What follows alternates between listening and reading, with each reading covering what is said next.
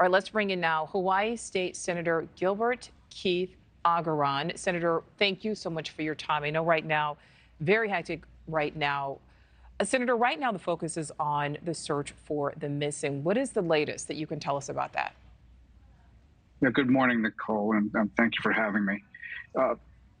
As of this weekend, we've gotten crews from FEMA for the urban search, and they brought along their dogs, and they've begun the search. After the first day, they had covered about 3%, meaning 3 out of the 100 grids or so that have been set out for the area that was impacted.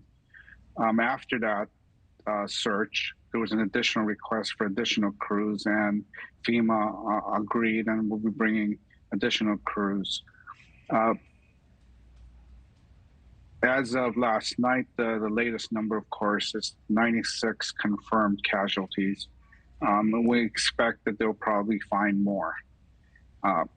One thing to describe about the area is densely populated.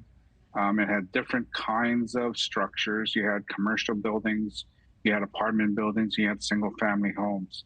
So depending on the particular grid that's being searched, you might be looking at a couple of houses, or you might be looking at an entire apartment building. And so those searches are going to be treated a little bit differently, because each of the teams is traveling with an engineer that's going to be looking at how safe it is to enter the structure before they can actually do the search with the dogs. Yeah, in such a precarious situation, we heard an official over the weekend saying, with so much reduced to ash, I mean, you could, in theory, be walking over a person's remains. As you mentioned, the death toll already close to 100. Right now, it's at 96. It is expected to grow. So many people lost absolutely everything. We know at some point people are going to need answers. We talked to David Charnes, our reporter live on the ground there. Senator, do you think the warning was adequate? At this point, I think everyone admits that there probably was no warning for this particular part of the fire. I believe there may have been text warnings in the earlier in the day regarding a number of brush fires that came up during throughout the island. There was one up country. If you know Maui's geography, it's on the other side of the island, across the isthmus that connects West Maui to the rest of the island. You also had a small fire that started in Kihei, which is in the South Maui area. So given the number of firefighters we had, obviously choices were being made. And once one area was contained, they would have moved people to areas that were still, that were not controlled. I think even today, the Kula fire has not been completely contained. I think it's about 65% contained. Lahaina itself is, I understand, about 85% contained.